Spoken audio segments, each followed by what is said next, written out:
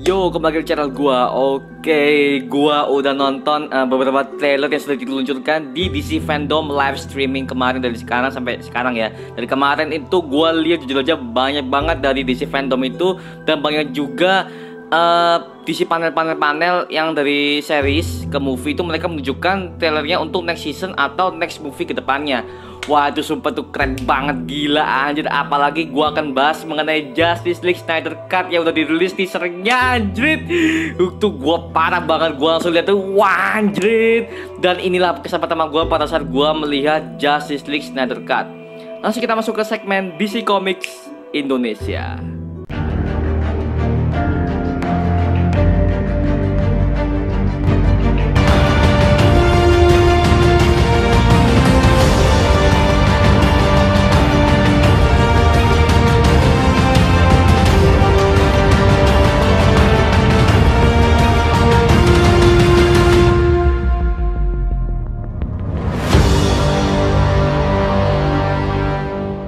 Oke, ya ini adalah hari yang sangat berbahagia bagi gua karena gua udah melihat Justice League Snyder Cut untuk teasernya.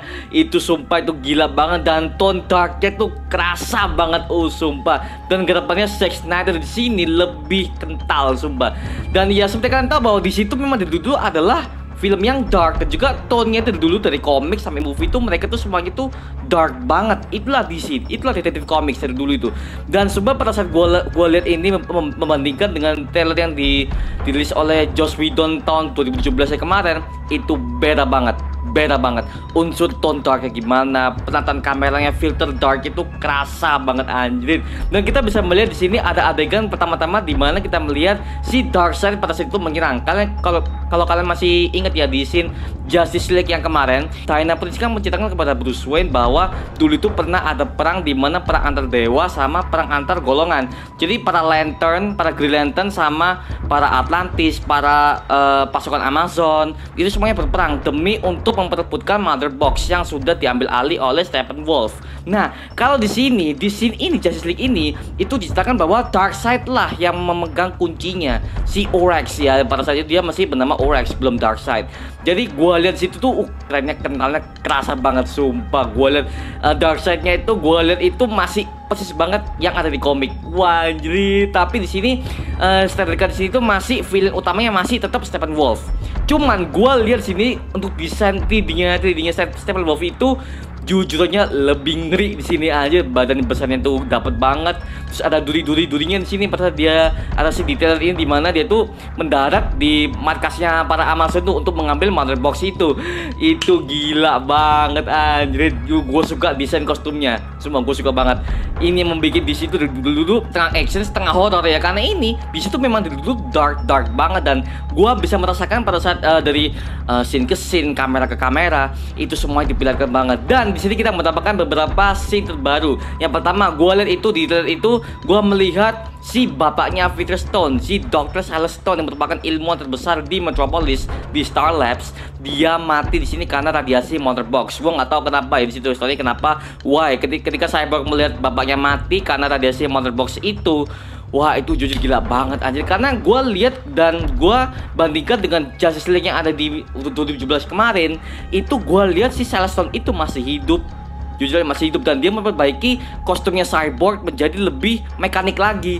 Nah, itu yang gue bandingkan. Wah, mungkin di sini berarti si Celestine mati dong sini di Snyder Cut ini. Oke, makin lanjut lah. Gue lihat tuh kerasa banget anjir. Dan yang ketiga, ini adalah scene yang dihapus sebenarnya dari Justice League yang pertama, yaitu adalah ketika si Barry Allen alias The Flash itu menyelamatkan Iris ya. Itu kita bisa lihat itu scene itu awalnya itu adalah scene yang dihapus sebenarnya, karena ya memang itu visi dari Zack Snyder, dan itu dihapus itu karena ya Zack Snyder pada saat itu dia tuh keluar dari project Justice League ini karena ada kecelakaan anaknya, dan itu diganti oleh di-shoot oleh Joss Whedon itu sendiri. Gue liat itu gila banget sih pendekatan gimana Barry sama Iris itu kita bisa diperlihatkan gitu loh. Setiap hero itu diperlihatkan struggle-nya masing-masing sehingga mereka membentuk tim yang bernama Justice League. Ini yang gue suka banget anjir. Dan satu lagi, ini momen penting dari semua kesalahan Justice League yang dulu, yaitu memperlihatkan Superman Black Suit. Oke, anjir itu gila banget pada saat gue lihat itu terjadi. Ada beberapa adegan di cut, yaitu kayak kan itu Superman Black Suit itu anjir, gue liat anjir. Nah, ini mungkin bagi para kalian fans DC baru mungkin, atau mungkin kalau mungkin bagi para kalian fans Marvel mungkin atau fans belah ya, mungkin kalian mengatakan bahwa Superman Black Suit itu adalah Superman jahat. No, dia gini ya. Banyak banget spekulasi mereka yang mengatakan bahwa Superman Black Suit itu adalah Superman the evil Superman. No, enggak, dia nggak jahat, enggak. Jadi maksudnya Black Suit itu, kostum hitam itu artinya dia itu baru saja kembali dari kematian. Kan memang di komik seperti itu. Di komik dijelaskan bahwa si Superman itu dia tuh mati kan karena dibunuh Doomsday kan. Nah, setelah dia dilakukan acara pemakaman, dia bangkit dan memakai black suitnya. Nah, black suit itu artinya dia tuh berhasil kembali dari kematian. Itu maksudnya seperti itu. Nah, jadi seperti itu. Nah, mungkin kalau kalian bagi para fans DC yang hanya tahu dari CW, di CW kan pernah jelaskan bahwa dalam crossover yang Elseworld, nah gue ingin banget Elseworld itu kan dijelaskan bahwa si Dr. John Deegan itu kan merubah dirinya menjadi Superman Black Suit kan. Nah itu mungkin bagi kalian yang lihat bahwa wah Superman jahat nih, memang jahat di situ. Cuman gue nggak tahu dari mana otaknya si Greg Berlanti alias si produser ini mengatakan bahwa Superman Black Suit itu adalah Superman jahat. What the fuck anjir, gue kaget banget sumpah. Aduh bodoh lah, shut the fuck up lah. Gue lihat anjir lah, duh ngapain gitu loh. Jadi esensinya Black Suit tuh dirusak banget di crossover Elseworld, menandakan bahwa Superman ini adalah jahat. No, Superman jahat itu karena satu, kryptonite merah. Kedua, Lois Lane mati di Injustice. Itu doang yang membuat Superman jahat itu, karena itu doang. Udah dua faktor itu doang. Karena radiasi kryptonite merah, satu ya. Yang kedua, istrinya mati, Lois Lane mati, dan akhirnya menjadi suatu cerita yaitu adalah Injustice. Nah, Superman menjadi diktator di situ ya. Jadi seperti itu. Oke, kita lanjut lah di Snyder Cut ini. Oke, scene berikutnya ini memperlihatkan bahwa si Dana Prince berhasil menyelamatkan beberapa orang yang di bank ya, kayak di scene awal di Justice League gitu ya. Itu dibilang banget dari pada saat dia menyelamatkan itu, tone-nya dari filter kameranya itu dark banget, jujur aja anjir. Waduh, sumpah. Dan juga memang ada beberapa scene ditambahkan di sini ya gitu. Dan ini gua nggak tahu nih, ini gua nggak tahu. Ini siapa sih? Ini Steppenwolf atau siapa ini? Gua nggak tahu. Dia pakai tudung sama dia pakai perisai apa armor gitu lah. Gua nggak tahu. Kalau kalian ada tahu mengenai hal ini, tulis komen di bawah ya. Apakah ini adalah bawahan Darkseid? Gua nggak tahu. Jadi seperti itu, karena gua belum paham sebetulnya betul banget mengenai Darkseid gitu ya. Jadi seperti itu. Oke, mari kita lanjut lah. Dan semua pada saat final battle-nya, lu masih ingat nggak ada final battle di mana mereka itu menyerbu towernya si Steppenwolf. Nah, itu kan lakinya kan kalau di Steppenwolf kan lakinya kan merahan, lakinya merah dan juga ya destruction-nya sama. Tapi di sini lakinya hitam, dan itu menandakan bahwa tone dark-nya tuh gila banget sumpah. Dan gua lihat sini kok tone wait. Langitnya merah, maksudnya apa coba? Gua nggak tahu spekulasinya di mana gitu loh. Apakah dia terkena radiasi atau gimana? Apakah ini adalah matahari merah? Itu nggak dijelaskan di Justice League yang 2017 itu. Tapi di sini itu memang peperangan final battle-nya adalah malam hari dan mereka menyerangnya tower Steppenwolf di situ.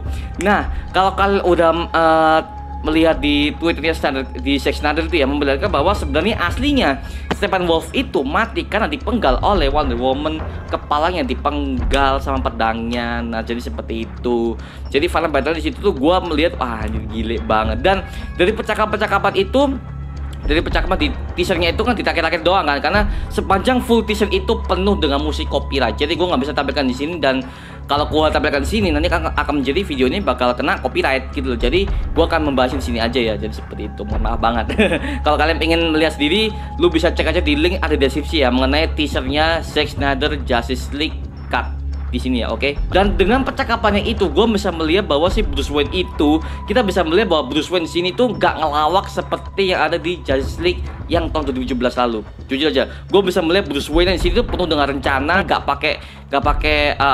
pakai strategi yang lebih lama-lama. Dia punya rencana, oke, sikat. Itulah Bruce Wayne. Ini yang gue suka di sini, anjir. Jadi ya gue sangat menunggu banget tentang Justice League Snyder Cut ini.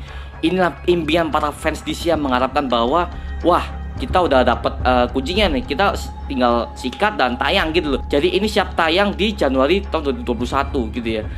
Gitu Januari atau Februari ya. Gua lupa sih untuk bintangnya tuh. Jadi yang jelas di sini gua sangat menunggu banget lah, anjir. Sayangnya karena ini masih Covid ya, mungkin mereka langsung mengalihfungsikan film ini ke HBO Max, live streaming HBO Max. Gue nggak tahu kenapa nggak di bioskop, karena mungkin tahun depan mungkin ya Covid sudah nggak ada mungkin ya. Jadi ya kalau itu di bioskop, wah gue gua mau beli, gua beli di IMAX, nonton, bodo amat lah.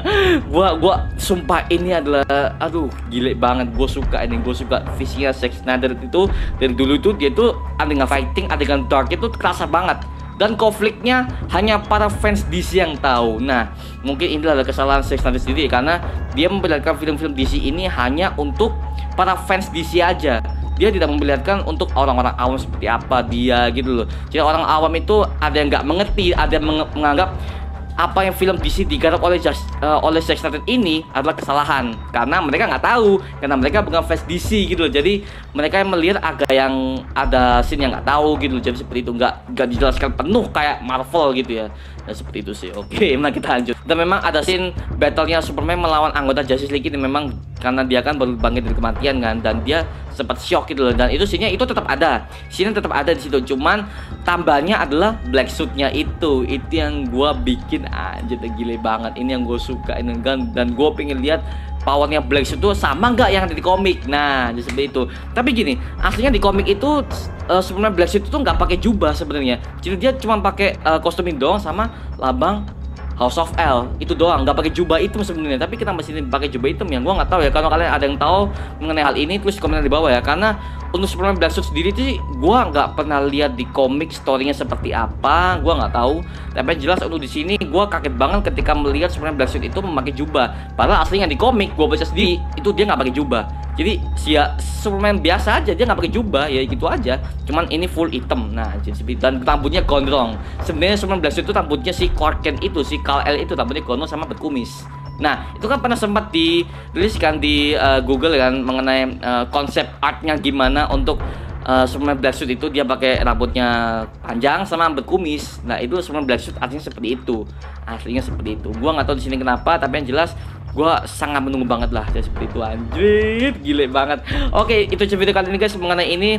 Dan kalau kalian ada yang belum nonton DC Fandom dari awal sampai akhir, itu kan karena memang streamingnya panjang, kalian bisa tonton aja di YouTube banyak lah ya. Jadi gua jujur aja baru saja gua lihat DC Fandom dan ini masih tayang loh. Dan terakhir ini mereka memperlihatkan teasernya The Batman, Robert Pattinson. Oke, gua akan bahas mengenai setelah video ini. Oke, itu aja video kali ini guys mengenai Justice Snyder Cut ya. Gua harap dengan film ini gua bisa mendapatkan feeling yang gua ingin rasakan sejak berapa tahun ya? 4 tahun anjir. 4 tahun anjir. Aduh, itu gila banget. Kita sebagai fans tuh menunggu mengharapkan banget gitu loh. Anjir, gila banget. Oke, itu aja video kali ini guys. Jangan lupa like, comment, subscribe untuk mendukung gua membuat video untuk mendidik dan menghibur kalian semua. Oke, sampai jumpa di video berikutnya. Adios. Woo!